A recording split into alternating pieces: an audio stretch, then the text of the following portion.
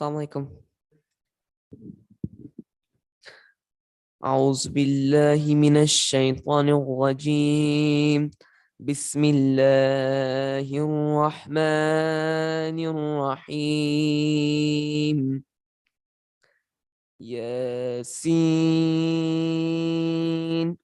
والقرآن الحكيم، إنك لمن المرسلين على صراط مستقيم، تنزيل العزيز الرحيم، لتنذر قوما ما أنذر آباؤهم فهم غافلون.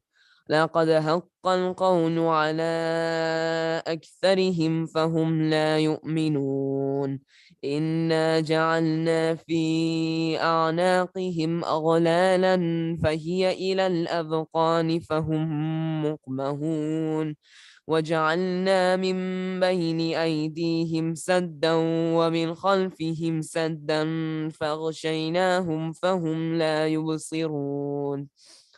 وسواء عليهم أأنذرتهم أم لم تنذرهم لا يؤمنون.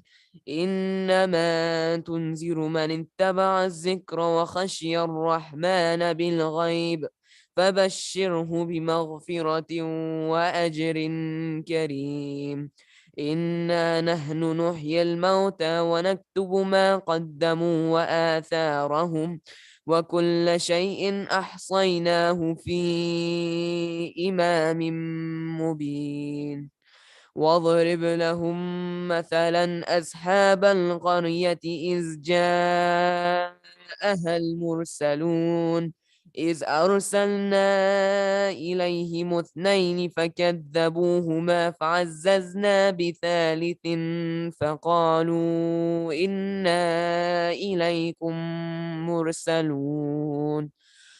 قالوا ما أنتم إلا بشر مثلنا وما أنزل الرحمن من شيء إن أنتم إلا تكذبون. قالوا ربنا يعلم إنا إليكم لمرسلون وما علينا إلا البلاغ المبين. قالوا إنا تطيرنا بكم لئن لم تنتهوا لنرجمنكم وليمسنكم منا عذاب أليم. قالوا طائركم معكم أئن ذكرتم بل أنتم قوم مسرفون. وجاء من أقصى المدينة رجل يسعى قال يا قوم اتبعوا المرسلين، اتبعوا من لا يسألكم أجرا وهم مهتدون. وما لي لا أعبد الذي فطرني وإليه ترجعون. أتخذ من دونه آلهة إن يردني الرحمن بضر لا تغن عني شفاعتهم شيئا ولا ينقذون. إني إذا لفي ضلال مبين. إني آمنت بربكم فاسمعون. قيل ادخل الجنة قال يا ليت قومي يعلمون بما غفر لي ربي وجعلني من المكرمين. وما أنزلنا على قومه من بعده من جند من السماء وما كنا منزلين، إن كانت إلا صيحة واحدة فإذا هم خامدون. يا حسرة على العباد ما يأتيهم من رسول إلا كانوا به يستهزئون. ألم يروا كم أهلكنا قبلهم من القرون أنهم إليهم لا يرجعون. وإن كل لما جميع لدينا مهضرون. وآية لهم الأرض الميتة أحييناها وأخرجنا منها هبا فمنه يأكلون.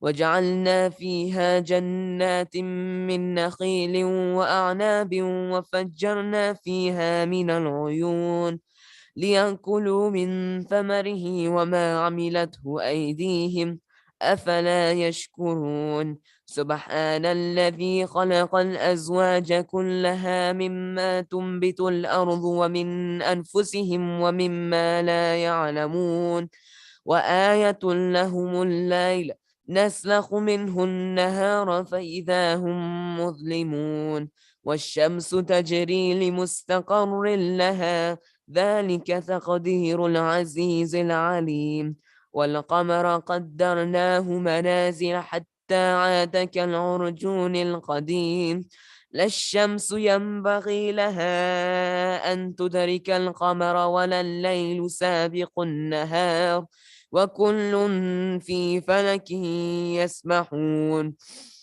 وآية لهم أنا حملنا ذريتهم في الفلك المشحون وخلقنا لهم من مثله ما يركبون وإن نشأ نغرقهم فلا صريخ لهم ولهم ينقذون إلا رحمة منا ومتاعا إلى حين وإذا قيل لهم اتقوا ما بين أيديكم وما خلفكم لعلكم ترحمون وما تأتيهم من آية من آيات ربهم إلا كانوا عنها معرضين وإذا قيل لهم أنفقوا مما رزقكم الله قال الذين كفروا للذين آمنوا أنطعم من لو يشاء الله أطعمه إن أنتم إلا في ضلال مبين ويقولون متى هذا الوعد إن كنتم صادقين ما ينظرون إلا صيحة واحدة تأخذهم وهم يخصمون فلا يستطيعون توصية ولا إلى أهلهم يرجعون ونفخ في الصور فإذا هم من الأجداث إلى ربهم ينسلون قالوا يا ويلنا من بعثنا من مرقدنا هذا ما وعد الرحمن وصدق المرسلون إن كانت إلا صيحة واحدة فإذا هم جميع لدينا محضرون فاليوم لا تظلم نفس شيئا ولا تجزون إلا ما كنتم تعملون إن أصحاب الجنة اليوم في شغل فاكهون هم وأزواجهم في ظلال على الأرائك متكئون لهم فيها فاكهة ولهم ما يدعون سلام قولا من رب رحيم وامتازوا اليوم أيها المجرمون ألم أعهد إليكم يا بني آدم ألا تعبدوا الشيطان إنه لكم عدو مبين وأن اعبدوني هذا صراط مستقيم ولقد أضل منكم جبلا كثيرا أفلم تكونوا تعقلون هذه جهنم التي كنتم توعدون اصلوها اليوم بما كنتم تكفرون اليوم نختم على أفواههم وتكلمنا أيديهم وتشهد أرجلهم بما كانوا يكسبون ولو نشاء لتمسنا على أعينهم فاستبقوا الصراط فأنى يبصرون ولو نشاء لمسخناهم على مكانتهم فما استطاعوا مضيا ولا يرجعون ومن نعمره ننكسه في الخلق أفلا يعقلون وما علمناه الشعر وما ينبغي له إن هو إلا ذكر وقرآن مبين لينذر من كان حيا ويحق القول على الكافرين أولم يروا أنا خلقنا لهم مما عملت أيدينا أنعاما فهم لها مالكون وذللناها لهم فمنها ركوبهم ومنها يأكلون ولهم فيها منافع ومشارب أفلا يشكرون واتخذوا من دون الله آلهة لعلهم ينصرون لا يستطيعون نصرهم وهم لهم جند محضرون فلا يحزنك قولهم إنا نعلم ما يسرون وما يعلنون أولم ير الإنسان أنا خلقناه من نطفة فإذا هو خصيم مبين وضرب لنا مثلا ونسي خلقه قال من يحيي العظام وهي رميم قل يحييها الذي أنشأها أول مرة وهو بكل خلق عليم الذي جعل لكم من الشجر الأخضر نارا فإذا أنتم منه توقدون أوليس الذي خلق السماوات والأرض بقادر على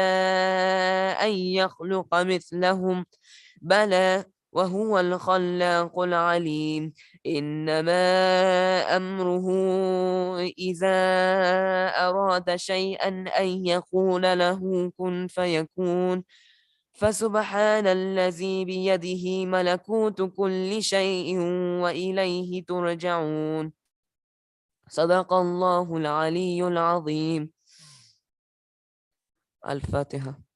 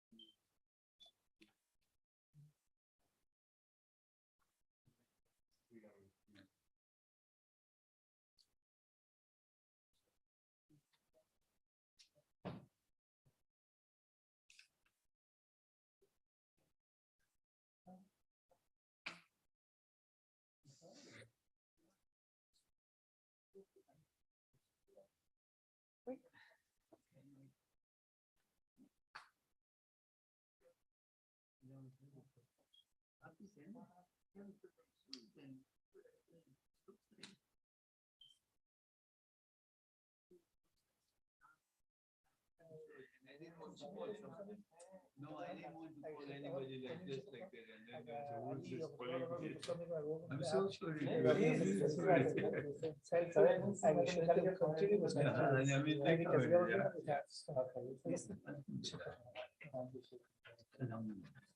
yes, please.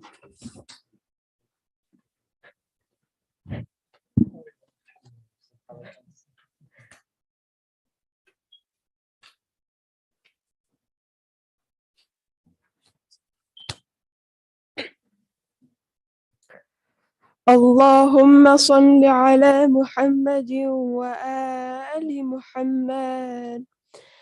بسم الله الرحمن الرحيم.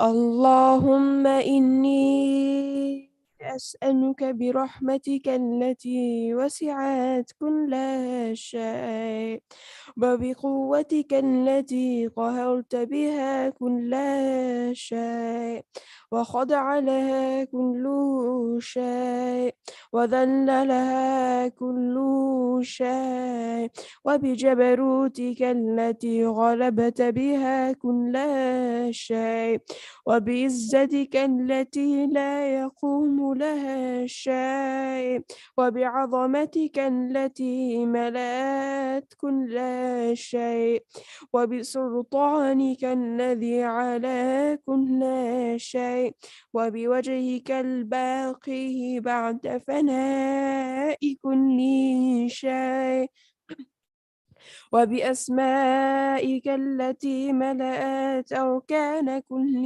شيء وبعلمك الذي أحاط بكل شيء وبنور وجهك الذي أضاء له كل شيء يا نور يا قدوس يا نور يا قدوس يا نور يا قدوس يا أول الأولين ويا آخر الآخرين اللهم اغفر لي الذنوب التي تحتك العصم اللهم اغفر لي الذنوب التي تنزل النقم اللهم اغفر لي الذنوب التي تغير النعم اللهم اغفر لي الذنوب التي تحبس الدعاء اللهم اغفر لي الذنوب التي تنزل البلاء اللهم اغفر لي كل ذنب أذنبته وكل خطيئة أخطأتها اللهم إني أتقرب إليك بذكرك وأستشفع بك إلى نفسك وأسألك بجودك أن تدنيني من قربك وأن توزعني شكرك وأن تلهمني ذكرك اللهم إني أسألك سؤال خاضع متذلل خاشع أن تسامحني وترحمني وتجعلني بخصمك راضيا قانعا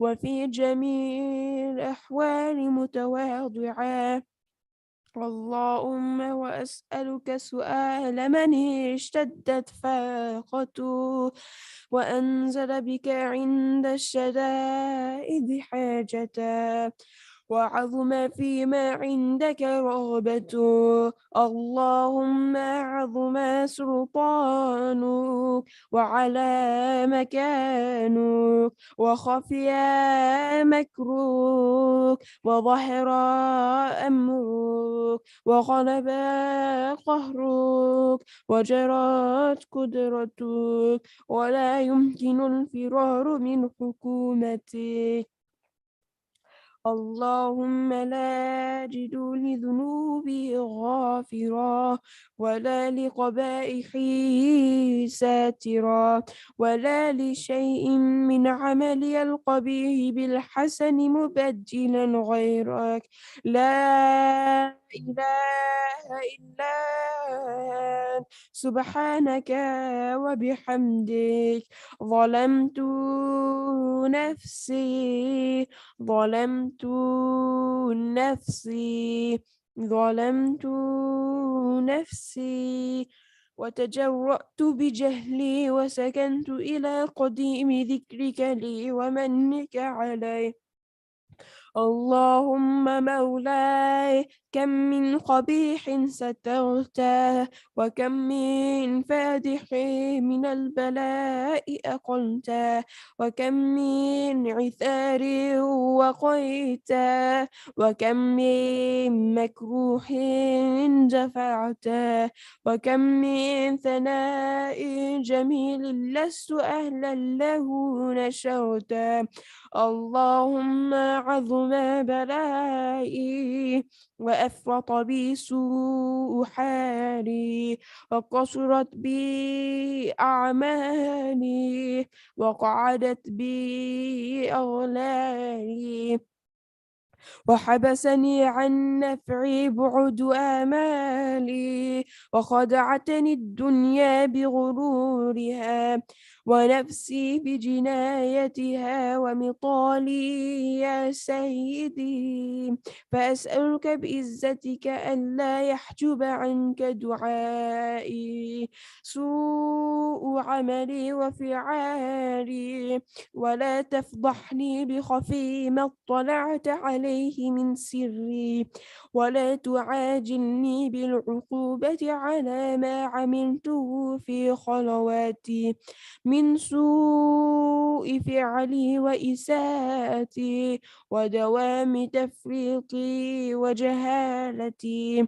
وكثرة شهواتي وغفلتي وكن اللهم بعزتك لي في كل الأحوال رؤوفا وعلي في جميع الأمور عطوفا إلهي وربي من لي غيرك أسأله كشف ضري والنظر في أمري إلهي ومولاي أجريت علي حكما اتبعت فيه هوى نفسي ولم أحترس فيه من تزيين عدوي فغرني بما أهوى وأسعده على ذلك القضاء فتجاوزت بما جرى علي من ذلك بعض حدودي وخالفت بعض أوامرك فلك الحمد علي في جميع ذلك ولا حجة لي فيما جرى علي فيه قضاؤك وألزمني حكمك وبلاؤك وقد آتيتك يا إلهي بعد تقصيري وإسرافي على نفسي معتذرا نادما منكسرا مستخيرا مستغفرا منيبا مقرا مذعنا معترفا لا أجد مفرا مما كان مني ولا مفزعا أتوجه إليه في أمري غير قبولك عذري وإدخالك إياي في سعة من رحمتك اللهم فاقبل عذري وحام شدة ضري وفكني من شدي وثاقي يا رب ارحم ضعفاء بدني ورقة جلدي ودقة عظمي يا من بدأ خلقي وذكري وتربيتي وبري وتغذيتي هبني لابتداء كرمك وسالف برك بي يا إلهي وسيدي وربي أتراك معذبي بنارك بعد توحيدك وبعد من طوى عليه قلبي من معرفتك ولهج به لساني من ذكرك واعتقده ضميري من حبك وبعد صدق اعترافي ودعائي خاضعا لربوبيتك هيهات أنت أكرم من أن تضيع من ربيت أو تبعد من أدنيت أو تشرد من آويت أو تسلم إلى البلاء من كفيته ورحمته. وليت شعري يا سيدي وإلهي ومولاي أتسلط النار على وجوه خرت لعظمتك ساجدا، وعلى ألسن نطقت بتوحيدك صادقا، وبشكرك مادحا، وعلى قلوب اعترفت بإلهيتك محققا، وعلى ضمائر حوت من العلم بك حتى صارت خاشعة، وعلى جوارح سات إلى أوطان تعبدك طائئة، وأشارت باستغفارك مذعنا. ما هكذا ظنوا بك ولا أخبرنا بفضلك عنك يا كريم يا رب، يا كريم يا رب، يا كريم يا رب. وأنت تعلم ضعفي عن قليل من بلاء الدنيا وعقوباتها، وما يجري فيها من المكاره على أهلها، على أن ذلك بلاء ومكروه، قليل مكثور، يسير بقاؤه، قصير مدته. فكيف احتمالي لبلاء الآخرة وجليل وقوع المكاره فيها، وهو بلاء تطول مدته ويدوم مقامه، ولا يخفف عن أهله، لأنه لا يكون إلا عن غضبك وانتقامك وسخطك، وهذا ما لا تقوم له السماوات والأرض يا سيدي. فكيف لي وأنا عبدك الضعيف الذليل الحقير المسكين المستكين؟ يا إلهي وربي وسيدي ومولاي، لأي الأمور إليك أشكو، ولما منها أضج وبكي؟ لأليم عذابه وشدتي، أم لطول البلاء ومدتي؟ فلئن صيرتني للعقوبات مع أعدائك، وجمعت بيني وبين أهل بلائك، وفرقت بيني وبين أحبائك وأوليائك، فابني يا إلهي وسيدي ومولاي وربي، صبرت على عذابك، فكيف أصبر على فراقك؟ وابني صبرت على حر نارك، فكيف أصبر عن النظر إلى كرامتك؟ أم كيف أسكن في النار ورجاء عفوك؟ فبعزتك يا سيدي ومولاي أقسم صادقا، لئن تركتني ناطقا لأضجن إليك بين أهلها ضجيج الآملين، ولأصرخن إليك صراخ المستصرخين، ولأبكين عليك بكاء الفاقدين، ولأنادينك أين كنت يا ولي المؤمنين، يا غاية آمال العارفين. صل على محمد وآل محمد.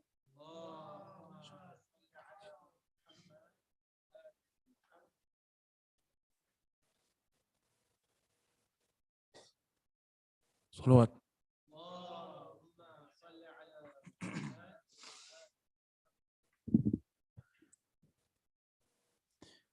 بسم الله الرحمن الرحيم. يا غياث المستغيثين يا غياث المستغيثين يا غياث المستغيثين يا حبيب قلوب الصادقين ويا إله العالمين أفتراك سبحانك يا إلهي وبحمدك تسمع فيها صوت عبد مسلم سجن فيها بمخالفته وذاق طعم عذابها بمعصيته وهبس بين أطباقها بجرمه وجريرته وهو يضج إليك ضجيج مؤمل لرحمتك ويناديك بلسان أهل توحيدك ويتوسل إليك بربوبيتك يا مولاي فكيف يبقى في العذاب وهو يرجو ما سلف من حلمك أم كيف تؤلمه النار وهو يأمل فضلك ورحمتك أم كيف يحرقه لهيبها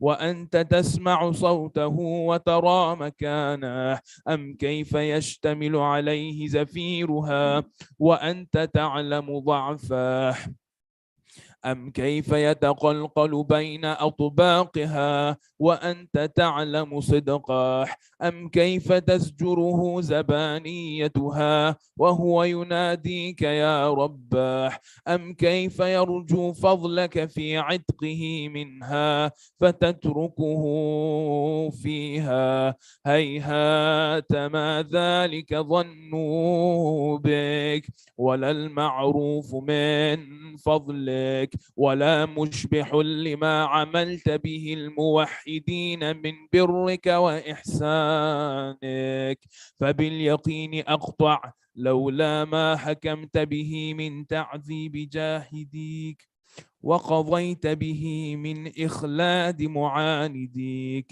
لجعلت النار كلها بردا وسلاما وما كان لأحد فيها مقرا ولا مقاما لكنك تقدست أسماؤك أقسمت أن تملها من الكافرين من الجنة والناس أجمعين وأن تخلد فيها المعاندين وأنت جل ثناؤك قلت مبتدئا وتطولت بالإنعام متكرما أفمن كان مؤمنا كمن كان فاسقا لا يستوون إلهي وسيدي فأسألك بالقدرة التي قدرتها وبالقضية التي حتمتها وحكمتها وغلبت من عليه أجريتها أن تهب لي في هذه الليلة وفي هذه الساعة كل جرم أجرمته وكل ذنب أذنبته وكل قبيح أسررته وكل جهل عملته كتمته أو أعلنته أخفيته أو أظهرته وكل سيئة أمرت بإثباتها الكرام الكاتبين الذين وكلتهم بحفظ ما يكون مني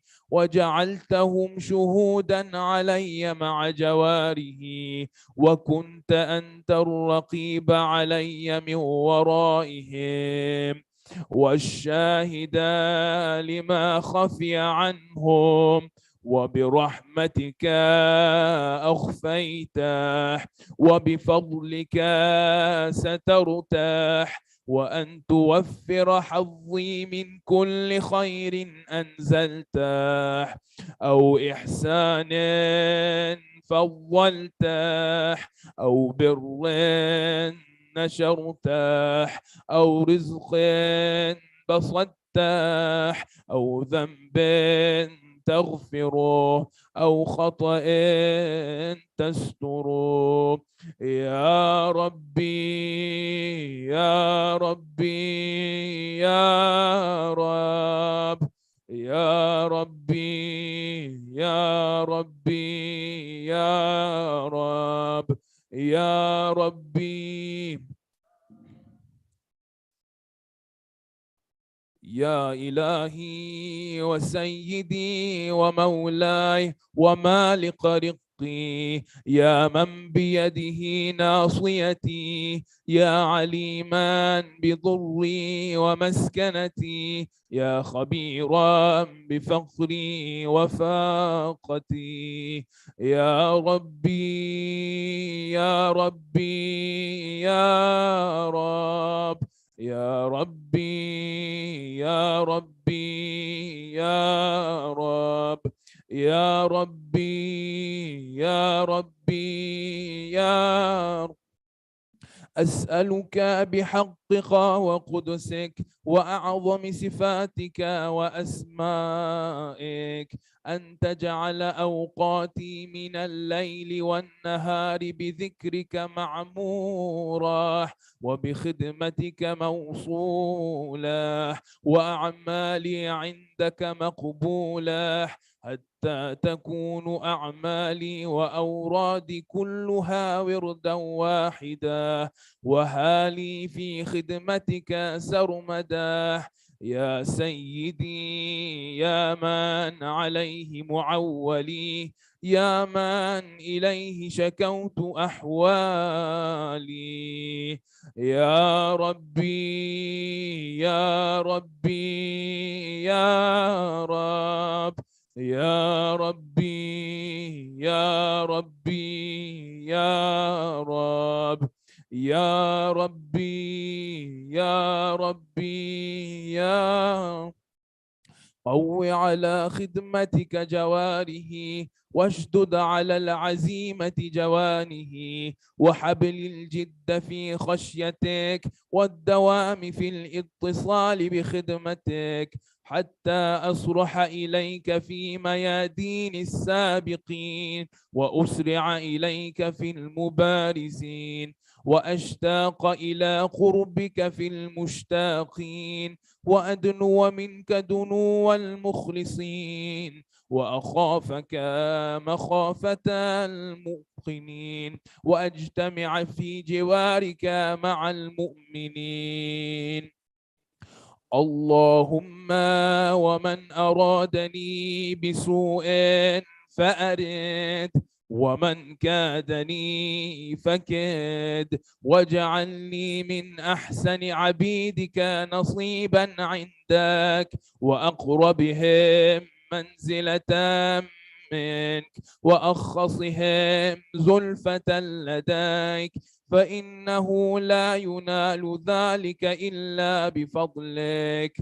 وجد لي بجودك، واعطف علي بمجدك، واحفظني برحمتك، واجعل لساني بذكرك لهجا، وقلبي بحبك متيما، ومن علي بحسن إجابتك، وأقلني عثرتي، واغفر زلتي، فإنك قضيت على عبادك بعبادتك، وأمرتهم بدعائك، وضمنت لهم الإجابة. فإليك يا ربي نصبت وجهي، وإليك يا ربي مددت يدي، فبعزتك استجب لي دعائي، وبلغني مناي، ولا تقطع من فضلك رجاي، واكفني شر الجن والإنس من أعداء جميعا.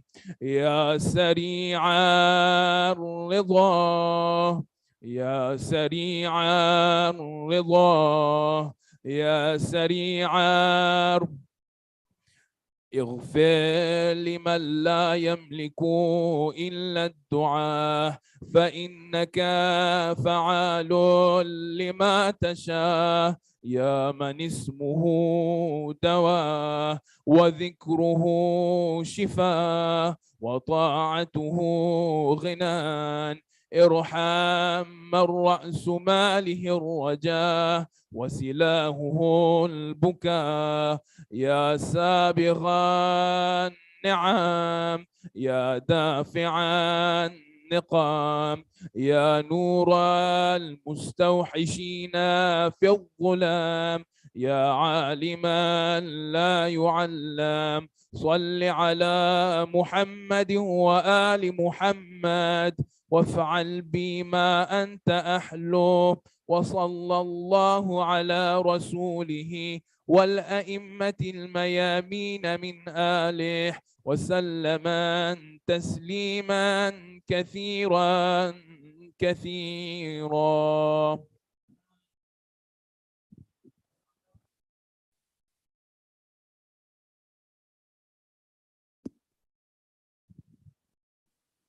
بسم الله الرحمن الرحيم عما يجيب المضطر إذا دعاه ويكشف السوء عما يجيب المضطر إذا دعاه ويكشف السوء عما يجيب المضطر إذا دعاه ويكشف السوء عما يجيب المضطر إذا دعاه ويكشف السوء عما يجيب المضطر إذا دعاه ويكشف السوء. صلوات.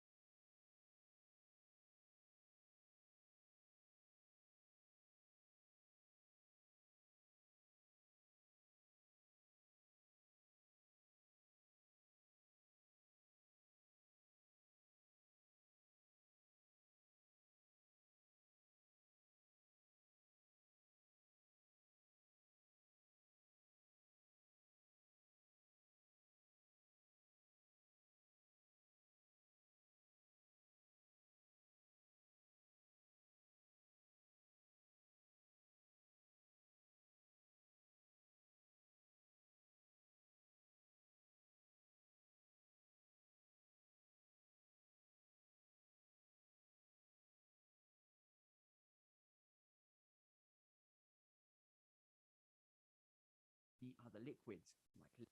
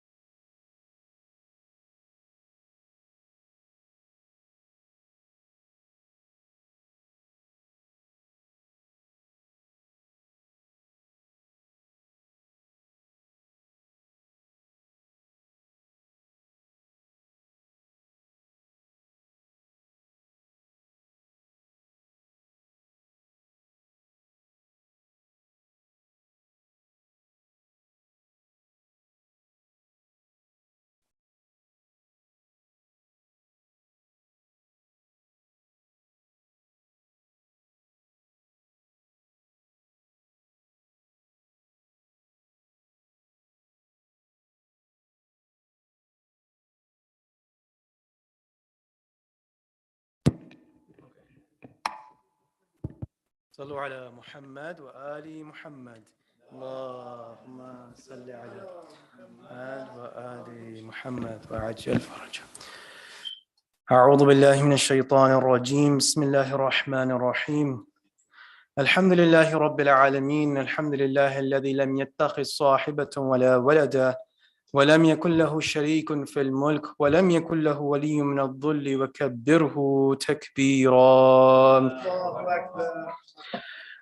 محمد وآل محمد والصلاة والسلام على أشرف الأنبياء والمرسلين خاتم النبيين رحمة للعالمين طه وياسين أبي القاسم محمد.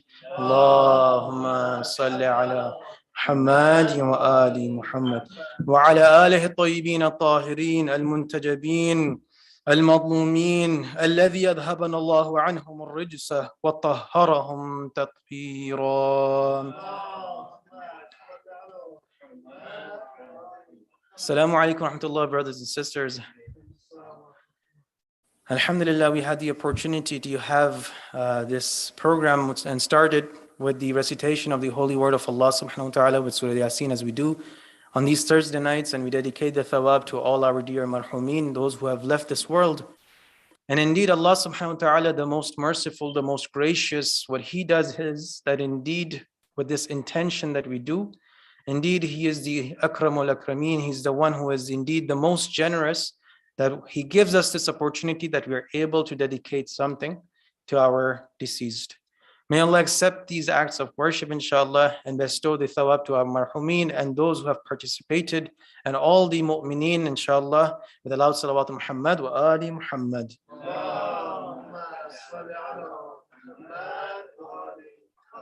Just a quick announcement, and then inshallah we'll proceed with a short talk, and then we'll have Masail session, and then Kahoot, and then we'll be concluding today's event with that. So tomorrow, inshallah, we'll have Sheikh Hamam Nasiruddin who will lead the Salatul Jumu'ah at 1:20 p.m.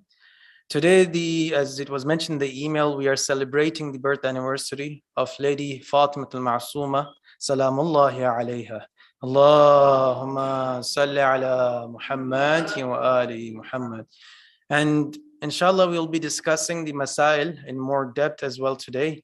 We'll try to take a look at the entire Masail for Wudu. So reviewing some part of it and then inshallah going into it. But again, as we are remembering this noble lady, a lady that is buried in the holy city of Qum, which is known as one of those cities from where ulama come out, which is one of the centers of knowledge for the Shia sect as we know it. And indeed, those who have been blessed, they would witness and they would testify that that lady, her place over there is like a mother, that she protects them all, that she bestows them all with her presence in that city. And that is why, as we are taking this time to actually learn these masail so that we can attain, by performing these actions, gain proximity to Allah subhanahu wa ta'ala, Allah also opens up ways where He provides intercessors for us. He provides shafi' for us. Those that we are able to do these actions, we make the intention that we are able to do them in the proper way. We are trying our best, inshallah, that we learn these masail so we do these things in a better way. But again, at the bottom of it, we are still humans. There might be slips. As you heard in the dua, the beautiful dua, where we say that we might have slips and oh Allah, forgive those slips. And we have been blessed that alhamdulillah, Allah has made us tied, has made us attached to the wilayah of Ahlul Bayt. And there's that so many notable personalities like the lady that we remember today, that Allah has made her an intercessor, like her grandfathers, like the Holy Infallibles. And indeed, on the Day of Judgment, when people will be running from each other, as the verse of the Quran says, يَوْمَ يَفَرُّ الْمَرْءُ مِنْ أَخِيهِ وَأُمِّهِ وَأَبِيهِ وَصَاحِبَتِهِ وَبَنِيهِ. That would be the day where each person will be running away from their brother. The mother would be running away from the son. The father would be running away. They would be running away. It would be a day out of fear that no one, if I don't meet anyone who asks me for good reward, and then my mizan, my scale of actions becomes less. On that day, these intercessors, these people, these noble personalities who hold this special maqam in the eyes of Allah will have the power with the idhn, with the permission of Allah, to intercede for their lovers. And that is why when people go for her ziyarah or when they remember, we say, Ya Fatimatu, ishfa'i lana fil jannah. Aloud salawat Muhammad wa ali Muhammad. So the reason I mention this is because we do our part, inshallah, with the sincerest of intention. But again, if there are slips, that we rely on the mercy of Allah, we rely on these intercession, on their shafa'ah, that inshallah, in the eyes of Allah, they are able to intercede for us. And like Allah's rahmah, like His mercy, it is vast. And indeed, their intercession is vast. So we pray to Allah that inshallah, that Allah bestows us their ziyarah in this world and their shafa'ah in the akhirah. Now, a few words that I will mention in the honor of this noble lady, and it is again an honor to be speaking of this noble lady. If I start with the bab of ziyarat, so what is a ziyarah? A ziyarah is that action when one goes to a particular holy place. In Arabic, the linguistic meaning of ziyarah is visit. All right, so the general usage of that word is ziyarah is visit. When we talk about ziyarah in the holy context, we talk about ziyarah when we perform to a holy place. And when we look in this chapter of ziyarat, of visitations of this noble lady, look at how the Imam addresses her. Beautiful titles. The Imam addresses her as Assalamu alayki ya binta waliyallah. Peace be upon you, salutations be upon you, O the daughter of the wali of Allah. Then he goes on, he says, Assalamu alayki ya ukhta waliyallah. Peace be upon you, salutations be upon you, O the sister of waliullah. And then he says, Assalamu alayki ya ammata waliyallah. That peace be upon you, Assalamu alayki, peace be upon you, O who is the aunt of waliullah. You see these noble relations that are tied to this noble lady. That indeed she has such a great status in the eyes of Allah. That Aimma alayhim salam have mentioned in the traditions numerously, narrated from different Aimma alayhim salam, who have talked about the importance of visiting this noble lady in Qum. I'll start with one tradition, and these are many traditions that you have already heard. Imam Ja'far as-Sadiq alayhi abdul salatu was salam, Allahumma salli ala Muhammad wa ali Muhammad. Roughly about 45 years before this noble lady was born, he prophesied. There's a famous tradition where Imam says that Inna Allah inna lillahi haraman, that there's a sacred precinct, there's a sacred area for Allah, wa huwa Makkah. Makkah is the sacred haram precinct that is the sacred to Allah. Wali rasulihi haraman, and for his prophet, his messenger is also a haram, a sacred precinct, wa huwa Medina, the city of Medina. Wali Amir al-Mu'mineen haraman, and for Amir al-Mu'mineen there's a sacred precinct, wa huwa al-Kufa, the place of Kufa is that sacred precinct of the Amir. Walana, and the Imam says for us, the Ahlul Bayt, haraman, the precinct, wa huwa Qum, it is the city of Qum. وَسَتُدْفِنُ فِيهِ إِمْرَأَةٍ مِّنْ وُلْدِي, and over there, so this is Imam Sadiq, the grandfather of this noble lady, and the grandfather of Imam Ar-Rida alayhi salatu wassalam. He says, then in this land there will be a woman who would be buried from my progeny, from my children, to Samma Fatima, that her name would be Fatima. Man zaraha, whoever visits her, wajabat lahul jannah. Whoever visits this noble lady, Allah makes Jannat wajib on that particular individual. So this is one of those beautiful traditions where we see how the Imam Sadiq alayhi salatu wasalam, we had commemorated his martyrdom a few days ago. That Imam, when he was disseminating knowledge, when he was spreading knowledge, that Imam who's known as Sadiq Ali Muhammad, what does he say about this Karima Ahlul Bayt? Again, a title attributed to this noble lady, where we know Karima Ahlul Bayt is known as Imam al-Mujtaba, Imam al-Hasan alayhi salatu wassalam, and Karimat Ahlul Bayt is attributed to this noble lady. Again, understanding what stand, what stature, what maqam, what lofty status this lady has in the eyes of Allah. And then again, another hadith that we mentioned that we hear narrated from Imam Ar-Rida alayhi salatu wassalam, Allahumma salli ala Muhammad wa ali Muhammad. When talking to his companion and he asking about them, that is there someone over there in your city? That person was from Qum. And he mentions, yes, there's Lady Fatima. Then he says, manzara qabraha or manzaraha, whoever visits her or her grave, arifan haqqaha, knowing her right, falahul jannah, for that person is Jannah. Now this is a very, as you can see, this is a very profound statement. We understand the first one, manzaraha, whoever visits her, all right? Falahul jannah, for him is a Jannah. What about عارف حقها? Knowing her right. What does that mean? What is her right? What do we know? What right Allah gave to her? Again, scholars have spoken about this many a times, but again, these things are good reminders for us. Understand those people who are attributed to wilaya. What is wilaya? Again, it's a very vast topic, but to understand it for my younger brothers and sisters, what comes from Allah towards creation is tawheed. Allah is one.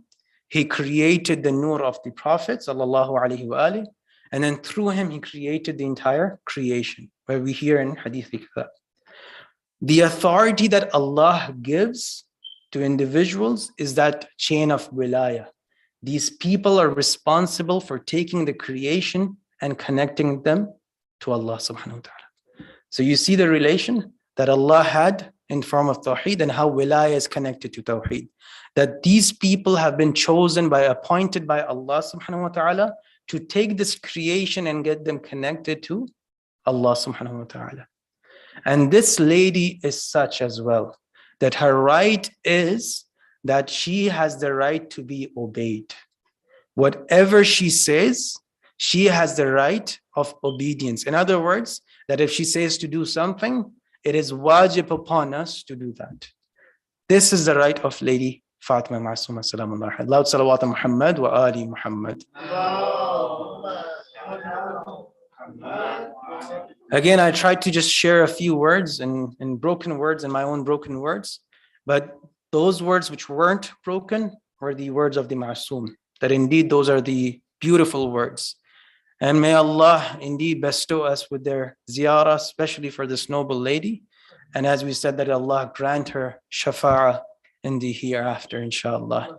And indeed in that grave that each and every one of us has to go, that Allah subhanahu wa ta'ala illuminates our grave with their presence. That it is a promise, as mentioned in the Aimma's traditions, those people who make the intention, those who perform the ziyarah, especially for Imam Rida alayhi salam, there's that they will come the same number of times in your grave. So understand, and again, they have been so merciful. Even if one is not able to go perform the ziyarah physically, as mentioned in the tradition by Imam Baqir alayhi salam, that if you're not able to be in Karbala, for example, what you can do is you can go and turn or point towards it and recite the ziyarah, as we do in every Thursday night. That this is also a ziyarah that you are making. Again, in the eyes of Allah, what is important is your taqwa, right? Your intention. And that is what we do as well. For the acceptance of her du'as, for our ziyarat, for our amal, let us recite aloud salawat Muhammad wa ali Muhammad. So inshallah with this, we'll continue with the masail of wudu. Again, taking the blessed name of Lady Ma'asuma and praying and asking her that inshallah she keeps continuing to guide us and bless us. And then inshallah she grants us the greatest blessing, which is the dhuhur of al-hujjah, ajjalallahu farajahu al-sharif.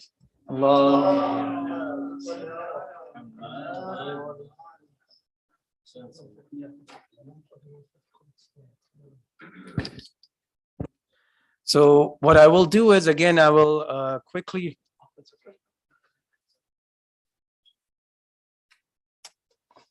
What I would do is, inshallah, I'll quickly go over the masail that we've already covered. And so we have enough time to cover the masail of wudu that will be new for this session.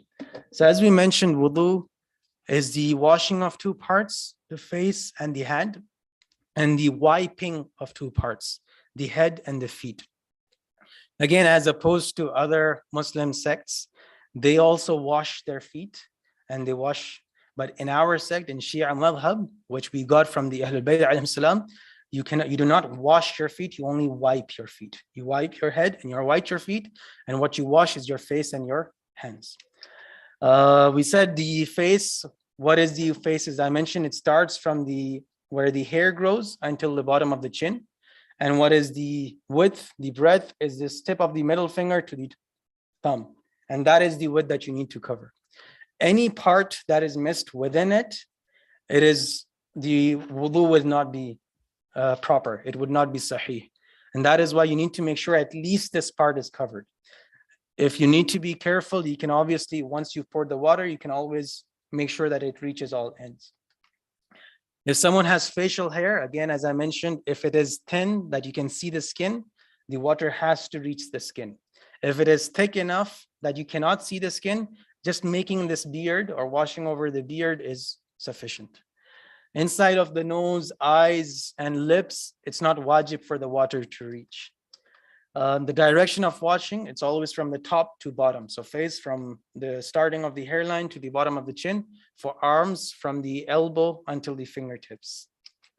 The number of times, as we said, the first time is wajib, right? The second time is mustahab, and the third time it's batal, haram, right? Haram, so it's sinful. And as we explained on this, is that if someone, it does not mean you just put the water once and that is once. No, it is based on your intention.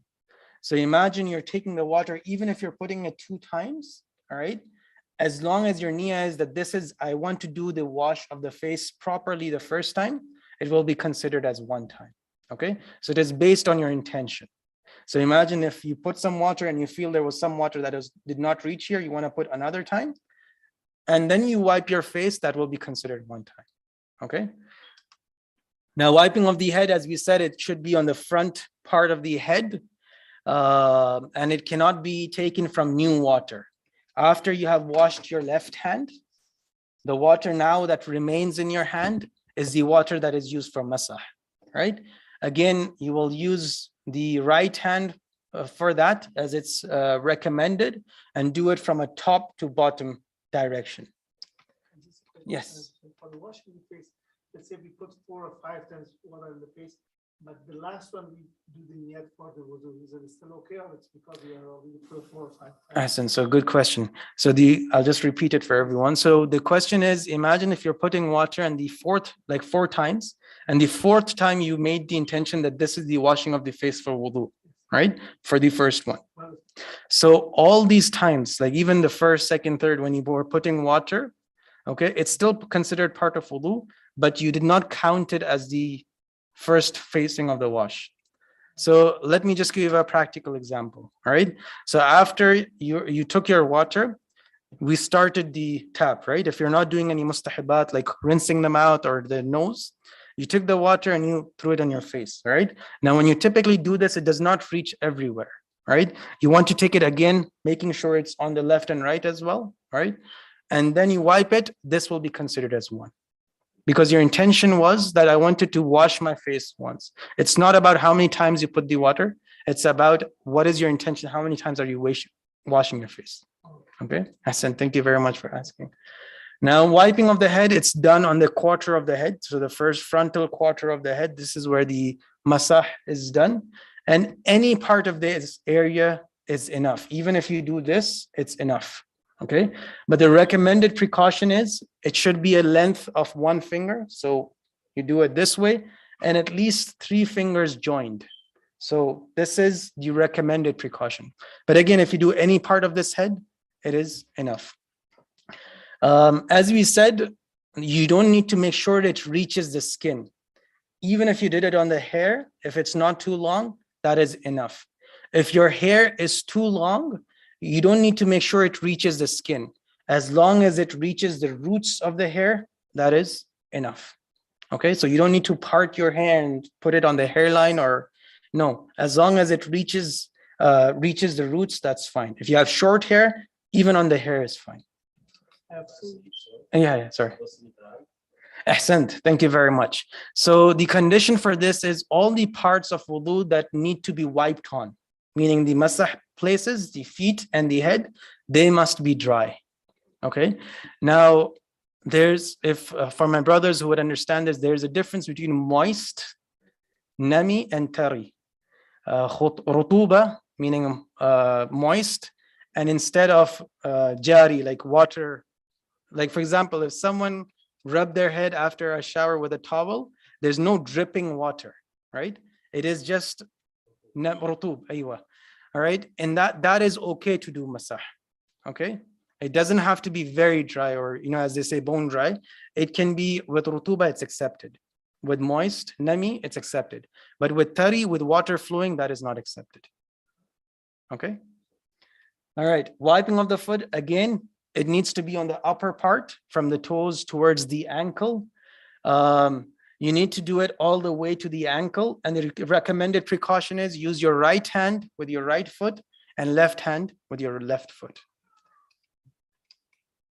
And what is the width? Any width is okay. So even if you do it with one finger, that is fine. But the recommended precaution is you do it with the width of 3 fingers. Thank you very much for that. All right. Now the area, again, as Abu Ali pointed out, it must be dry. All right. So that there's no wetness that is flowing through it. It's not dripping water. If it's moist, that's fine. Okay. And as I mentioned, as we mentioned at that time as well. So imagine if your hand is dry, the only place that you can take the water from is from your beard. Okay. You cannot take it from other parts of it. After once, if your hand has been dried and you don't have enough water, sometimes what happens is someone might be doing it in a hot weather, and because of the weather, the hand dries quickly. So if that is the case and you still need to do masah, you can take from one's beard. Okay. All right. Wiping over the socks in normal conditions is not allowed. You need to remove your socks and shoes to do the masah. Only in cases where one is not able to remove socks or shoes, it might be severe cold. And we had, alhamdulillah, Sheikh Shafiq, may Allah protect him. He had mentioned it, that obviously severe cold means you're not able to take it out. So just to give you an example, imagine if you take it out and your foot will just frostbite within a few seconds or minutes. This is called severe cold, right? That you're not able to. Or for example, there's a fear of thieves, that if you take it out, someone will just take away your shoe, all right? Or there might be animals, or your life is in danger, like in, for example, in a war, or, in that situation, that would be okay. But again, in normal condition, it's not allowed. As I mentioned, there's a source by Sheikh Salim Himji, a thin booklet, which there are certain du'as that are prescribed when putting the water on the face at different parts of the wudu. So inshallah, if someone is interested, they can also refer to it. Now, what is immersive wudu? Again, this is I'm just quickly going it because we've already done this. Immersive wudu is when you dive or put your hand into the water. For example, what happens is when we do it at home, typically underwater, we take the water, for example, in our left hand and we put it on our right hand, right? Immersive wudu is, imagine you have a bowl of water big, or a hawd. You know how you have a hawd or a pool? And you can do the same thing, or you can dip your hand in the water and bring it out. Again, the direction still should be the same. You enter it from the elbow and up to the fingers. And then obviously you can make sure that the water reaches everywhere. So this is another type of wudu that you can also do, right? Yes. So yeah, again, with the intention, one time you can do it. And then if you want, the second time will be mustahab. The same rulings, Hassan. If one wants to do it with immersive wudu for the face, again, needs to put your starting from the best of their ability, forehead first, and then towards the chin. Okay. It is also possible you do some parts. So imagine you do the face, taking the water in your hand, and then you, just for the arms, you do the immersive one. Okay, that is fine as well. Now, conditions of validity, we said the water that you use for wudu must be pure. The water should not be mixed. You cannot use mixed water. If there's muddy water such that it's mud, it's considered as mixed water, you cannot use it for wudu. As we said, according to some jurists, it shouldn't also have some ghalaza, some disgusting things in it. Try to do it from water that is completely pure and not mixed. Then the water must be permissible. It should be your property, or you have the permission to use it. And in that vein, we said, imagine there's a public place where generally no one will stop you to do from wudu from it, that you have a general permission. It's okay to use the water over there. All right. Places like malls, for example, no one typically prohibits you. You're free to do wudu from there. Then it's okay for you to do wudu. The other thing is the parts of the wudu, for example, the ones that we wash, the face and the hands, as well as the forehead, the head and the feet, they must be tahir, at least during the time they're being washed in the wudu. So for example, feet and head, we only wipe them, we don't wash them, right? So they need to be pure before the wudu. But hand, we wash it.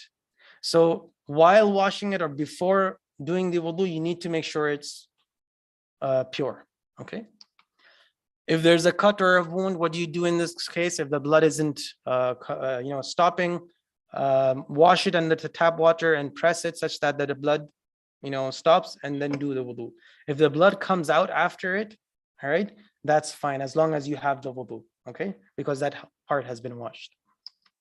Again, obviously, you need to make sure that it stops, because when you go to prayer, it still does not need to be najis, it needs to be pure, okay? There must be sufficient time, so for you to do wudu. If there isn't sufficient time, you can resort to tayammum. But if tayammum and wudu will take you the same time, imagine for tayammum, you will have to go look for sand and then put it out and then do it, then you would do wudu. So if it takes you the same time, then you would do wudu. But if tayammum is quicker, then you would do tayammum. The intention would always be that you're doing it for the sake of closeness of Allah.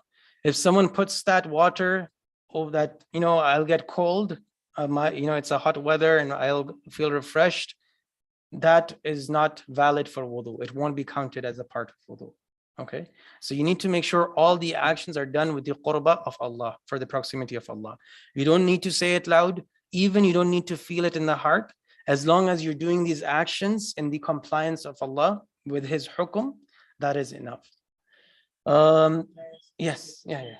No, it's okay. Some people, they are used to have always wudu, but because they leave the house, maybe even the day but they always, whenever they go to use the washroom, they will do wudu. For example, if I leave at 8 o'clock in the morning with the same wudu, can I do the salat for Zuhr? Or after I finish my salat around 3 o'clock, I do another wudu, and then can I do my salat with the same wudu? Ahsant, yes. So that is a good question. We will inshallah cover this in the new Masai. No, this is good. The first question was that there are people who remain with wudu. They go to the restroom, they use the restroom, and then they do wudu as a practice, as a habit. That is completely fine. Okay. As I said, you don't need the intention. It's subconsciously, they're already doing it, right? The other question was, for example, if I do wudu very advanced in prayer, and then is it okay? Can I pray with that? That is completely fine. Even if you did not make the intention of this wudu, it is for some wajib salat, it is also okay to pray wajib salat from it. As I mentioned, this masla will be coming inshallah. But no, please, this is good. This is good. At least we are connecting, inshallah. Wudu must be in sequence. You cannot wash the arms first and then the face. All right. So it needs to be sequence: washing face, washing arms, wiping head, wiping feet. It needs to be in succession. You can't wash the face and then wait for a long time and then wash the hands. You need mawala. You need continuity in it, right? Washing the face, the person needs to do himself. If they are able to, they need to do wudu themselves. No one can do the wudu for them. In the case where they are not able to, for example, they cannot lift their hand to their face, someone needs to lift their hand and make them do that with their own hand. They cannot use the person helping cannot use his hand. He needs to use the sick person's hand. Okay. And the sick person will make the wudu. He will help him, assist him, but he will still do the wudu. All the parts he can do by himself, they need to do it themselves. In the case that none of the parts can be done by the sick person, in that case, both of them will make the niyyah of wudu. And again, the person will help his hand and put it on his face with water, and will help him with the arms as well. Okay. Again, the idea is the person needs to do it himself. They can get assistance, as I mentioned in the case where they're not able to. What if somebody cannot? Yeah, sorry, go ahead. Somebody cannot remove their hand at all. For example, it's casting or hide it somewhere that they cannot move. Excellent. Yeah. So for instance, if their mobility is not possible, then in that case, that person can help them. They can put it from their hand. Excellent. Yeah. Yeah. Yes.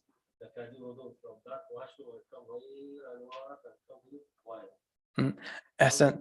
Yeah. So yes. So typically it is possible. For example, you did the washing part inside and then you come out, you do the masah. That is fine. That is okay. But for example, it takes so long time that someone says, oh, this person is not doing wudu anymore. So for example, if someone went in, did their face wash and hands, now they started talking to someone and it became long. And then after that, they did masah, the continuity finished, right? So that continuity. So it is better obviously to do it right away. But again, as you mentioned, if you're walking and you did the masah paused, that's fine as well. You can do the wudu while walking. Imagine you have a water bottle, while walking, you put your hands, wash your hands, and then you stop to do the masah and stop for the feet. That is fine as well. But there should not be too much gap between each of these actions. Okay? Now, the water must not be harmful for that person. And we will see this as well. If because for some disease, maybe they have something that water is harmful for them, in that case, they need to do tayammum. Okay? There's a certain case that inshallah, if we have time, we'll talk about, is called jabira. Jabira is basically that plaster, that bandage, that saniplast that you put on their wound. There's some ahkam, some rulings based on that. And yes, inshallah. It's a long one, but we will try to inshallah cover that as well, inshallah. And there should not be any obstruction for water. In other words, if I'm wearing this watch, I need to make sure that water goes and touches the skin. If it's an obstruction, I need to remove it. If I'm wearing a ring, some people you've seen they can wear and they move their ring. That's fine. As long as the water, you need to make sure the water reaches the skin. If you have something on your skin that is preventing the water, you need to make sure you remove it. Sometimes some people might have something trapped in their eyebrows, right? Maybe from dust or something, or something stuck. You need to make sure you remove that, and the water needs to reach the skin. Yeah. So please go ahead. So this question is for so many people. Yeah. For example, we start painting somewhere and we try to clean up the paint. It doesn't come up everywhere. You see there are somewhere that we cannot clean them. Mm-hmm. In this case, do we have to do wuzu as well as do the tayammum, or just tayammum should be enough? Ahsant. So the question is, imagine someone was doing paint or some other thing that got stuck. They tried everything. They tried everything possible for them to remove it, and it's not able to remove it. And removing it would mean to remove the skin. So basically unbearable pain. Yes. All right. In this case, as you mentioned, you would have to do wudu as well as tayammum. Both of them. Yeah. Okay. Yes, go ahead. I'll give you as you're the father, mashallah. Ahsant.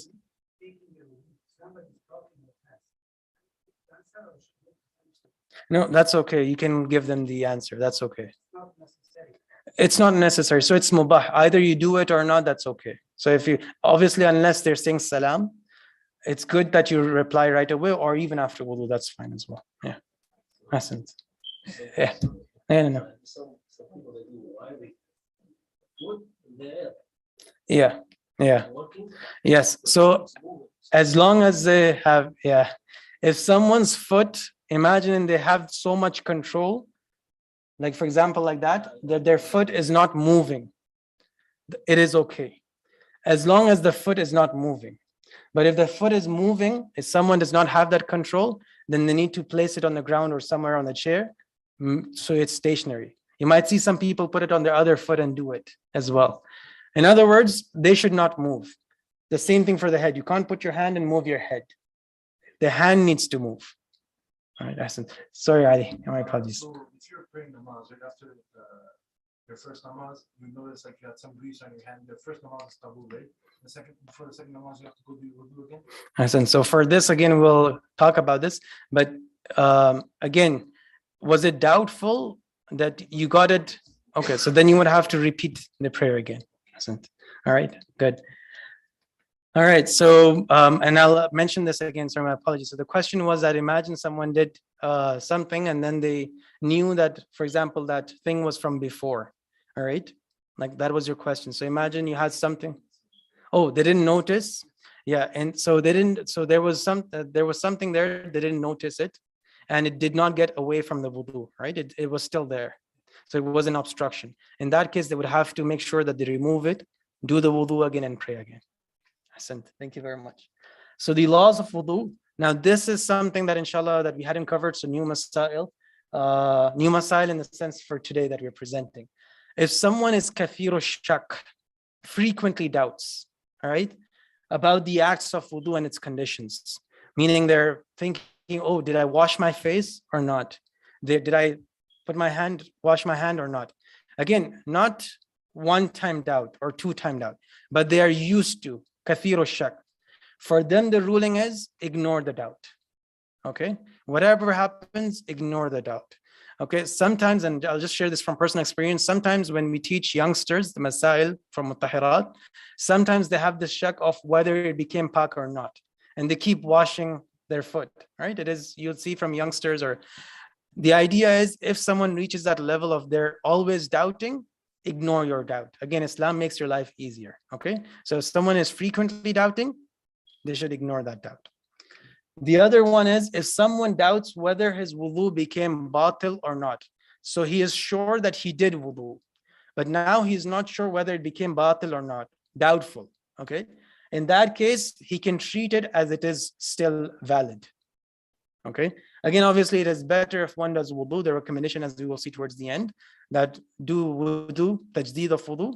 But the mas'ala is that if they are doubt whether it broke or not, then they would treat it valid. But on the other hand, someone has the shak whether they did wudu or not. In that case, you need to do wudu. Okay? So is that clear? And the difference is clear?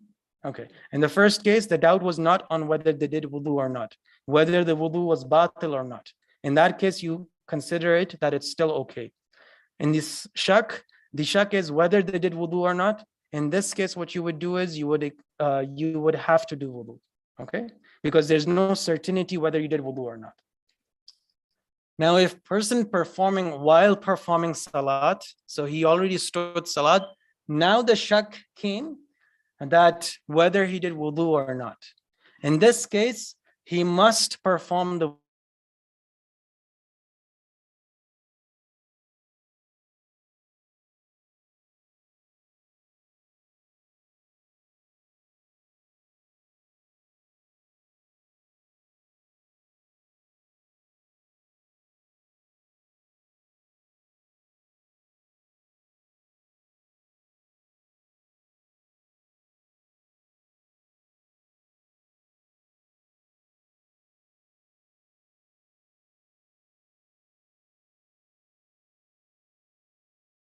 restroom and then he did wudu. Sometimes it happens, right? Sometimes someone slept, they don't remember whether they did the wudu first before sleeping or after waking up, right? So in this case, when he does not know which is first, he must perform wudu, okay? He needs to perform wudu. And if he has this doubt during prayers, again, as you mentioned, he must break his prayer and perform wudu, okay? So in that case, whether he has that doubt of performing wudu or not, he has to break his prayer and do wudu. Okay, now there's another condition. If this person who had this doubt, meaning he was sure he did wudu, but he did not know whether he went to the restroom before or after, if it's during prayer, he has to break the prayer. But if it is after prayer, meaning he finished Salatul Dhuhr, his Salatul Zuhr is okay. But for Salatul Asr, he needs to do wudu and then pray Salatul Asr. Okay, so that is the ruling. If the doubt is during prayer, then he has to break the prayer. But if it is after that prayer, then he can complete that prayer. Things for which one perform wudu, all wajib salat, all mustahab salat, recommended and obligatory prayers, you need to do wudu except for Salatul Mayyit, right? Salatul Mayyit, you don't need to do wudu. For sajda and tashahud, that has been forgotten. Inshallah, when we come to masail of namaz, we will talk about this. But sometimes it happens that someone forgot tashahud or a sajda, all right? Or one of the sajda. And there's an ahkam how you make up for it. So for that, you need to have wudu, all right? But if someone is doing sajdatul sahu, right? Sometimes, for some rulings, we have to do sajdatul sahu, right? You make some mistake and you have to do sajdatul sahu. We'll speak about that. For sajdatul sahu, you don't need wudu. Okay, so if someone's wudu broke during that time, they don't need to do wudu again. Yes. Yeah. So imagine you finished your prayer and someone, his wudu broke, for example, past wind or something. Then he remembered he has to do sajda, so he can continue. He does not need to do wudu. Okay. For tawaf of Kaaba, if it is a part of Hajj and Umrah, that tawaf, he has to do wudu. If it is just tawaf, not a part of Umrah or Hajj, he does not need wudu. Okay. If someone made nadar, a vow, an oath, an ahad, all right. Sometimes people said that if, for example, for my youngsters, if I got this score in my final exam, I'll do one wudu for the qurba of Allah. Someone made this promise with Allah, they have to do wudu. They have to make wudu for that. If someone make that vow that if I get full marks in my exam, if I pass my driving test, I'll go kiss the text of the Quran. You will have to do wudu, because in order to touch the Quran, you need to do wudu. If you need to wash a copy of the Quran that became najis, for example, some unfortunate reason, someone's blood fell on the top of the Quran, or maybe by accident, someone had a copy of Quran, he took it into the washroom, he didn't realize. In both cases, you need to take wudu in order to purify the Quran. Okay, so that is another wajib place that you need to do wudu in order to touch the Quran. If you have a translation of Quran, wudu is not wajib. If it's the text of the Quran, then you need to do wudu. Okay. Lastly, for the child or someone who is insane, if they do not need wudu to touch the Quran, someone sees a child with the Quran, it's not wajib on them to stop them. But if it becomes in disrespect of Quran, so for example, imagine they're going to throw the Quran, or it will disrespect it, then you have to stop it. But imagine if they're just touching the Quran, it's not wajib for you to stop. Okay, so I think we'll stop over here. Or let me just do one more, then we'll have a Kahoot, and then inshallah it'll be time for prayer. I think prayer is 9:13 today, right? So it's still 9 o'clock. Okay. Name of the Ma'asumin. Allah's name, the sifat of Allah, meaning if someone touches Ar-Rahman, Ar-Rahim, Al-Malik, or the Prophet's name, the 14 Ma'asumin's name, including Lady Zahra alayhi salam. If someone wants to touch their name in any language, as you can say, whatever language, they need to do wudu. Okay? So if someone is touching, for example, if there's on the door you see Ya Fatima, someone touches it, they need to do wudu. Okay? And this is the question you had asked. There's no requirement of how before you do the wudu. If someone does the wudu long time before prayer, even for example, you did 2, 4, 6, whenever you did the wudu, you can offer the salat with it.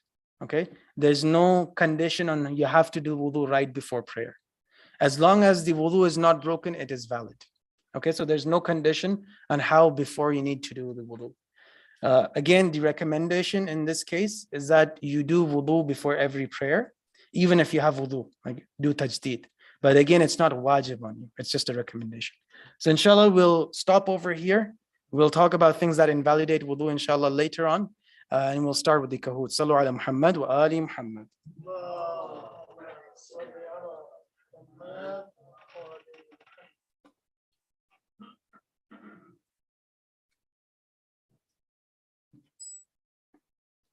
So inshallah, if you can join the Kahoot using this code, it's 685108.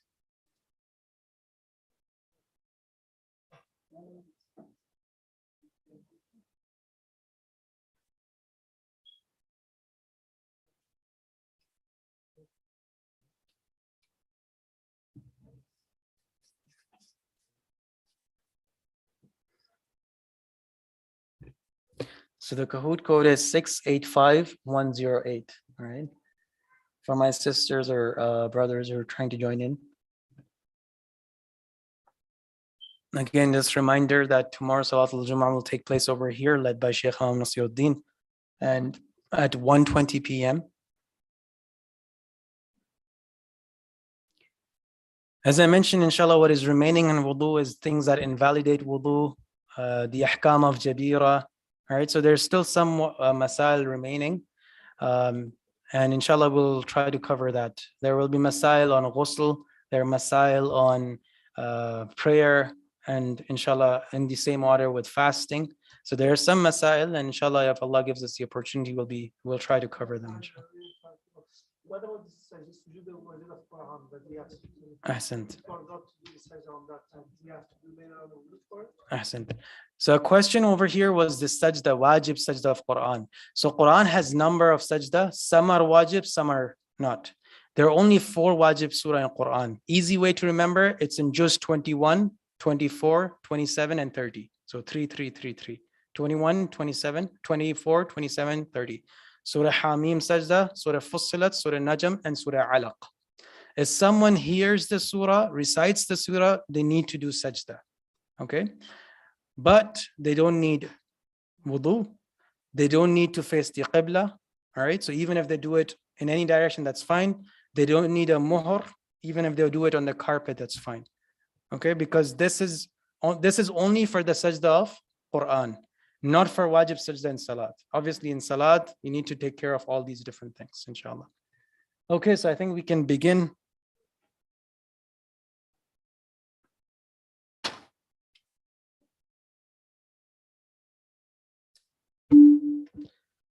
So the first question of Kahoot today, what should one do if he frequently doubts about wudu acts and its conditions? Should that person who frequently doubts, should he do tayammum?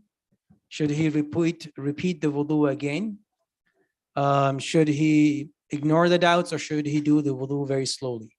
So alhamdulillah, also if you got it right, you can ignore the doubt. Again, for the person who frequently ignores, does doubts. We had Sister Layla Hamzi in the lead. Second question, if someone doubts whether his wudu has become void or not, has become batil or not, has broken or not, he must do what? Consider it void and do wudu again. He can pray one prayer with it and repeat for the next, or consider it valid, no need to do wudu again. So if someone doubts whether his wudu has become batil, so again, the answer was consider it valid, because he does not doubt whether his wudu, he did wudu or not. His shak is whether that wudu is broken or not, whether it become batil or not. So as long as he is certain that he did wudu, it will be considered valid. So Kahoot named Winter currently in the lead. True or false? If a person doubts whether he has performed wudu or not, he must perform wudu. Is this true or false? So again, the doubt is whether he did wudu or not. So if a person doubts whether he performed wudu or not, he must perform wudu, and that is true. So we have Kahoot name Winter still in the lead. The next question, if a person doubts during prayers whether or not he had performed wudu, then based on ihtiyat wajib, on obligatory precaution, he must perform wudu and perform prayer again, complete current prayer and perform wudu for next, complete prayer and continue with next prayer, meaning ignore the doubt. So this is a doubt during prayer. So the answer is perform the wudu and perform the prayer again, right? If it's during prayer. So Kahoot name Winter still in the lead. The next question, which of the following does not require wudu? Which of the following does not require wudu? Fajr prayer, touch the writing of the Holy Quran, Salat al-Mayyit, or Tawaf of Kaaba if it's a part of Hajj of Umrah. So Salat al-Mayyit, the one we recite for the deceased, it does not require wudu. Kahoot name Winter still in the lead. The second last question, touching the translation of Holy Quran also requires wudu. Is it true or false?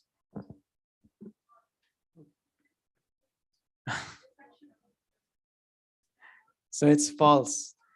Touching the translation of Holy Quran does not require wudu, right? The translation, but on the other hand, the name of the 14 Ma'asumin and name of Allah, whatever language it is, you need to make sure you have wudu to touch it. And the last question, even though we did not cover it today, but inshallah, hopefully you are able to answer it. Which of the following does not break wudu?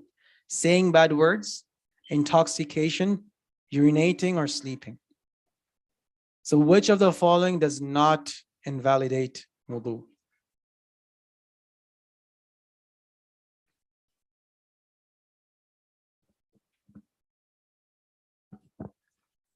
So the answer was saying bad words, right? Obviously, this does not mean we say bad words. It's just that it does not break your wudu, all right? But obviously, it is not the correct thing, inshallah. All right, so with this for today's Kahoot, we had Kahoot named Lucky in the third place, answered 6 out of 7 questions correct. We had Brother Elias, all questions answered correctly. And then the first place, we had Kahoot named Winter with all the questions as well. So if you can recite a salawat, please. Allahumma salli ala. So inshallah, with this, we'll conclude today's program. And then we'll give about 5 minutes. So it's about 9:08. We still have 7 minutes, inshallah, this time for our brothers and sisters to do wudu if needed. And ask my youngsters to lay the prayer mat. Sallu ala Muhammad wa ali Muhammad.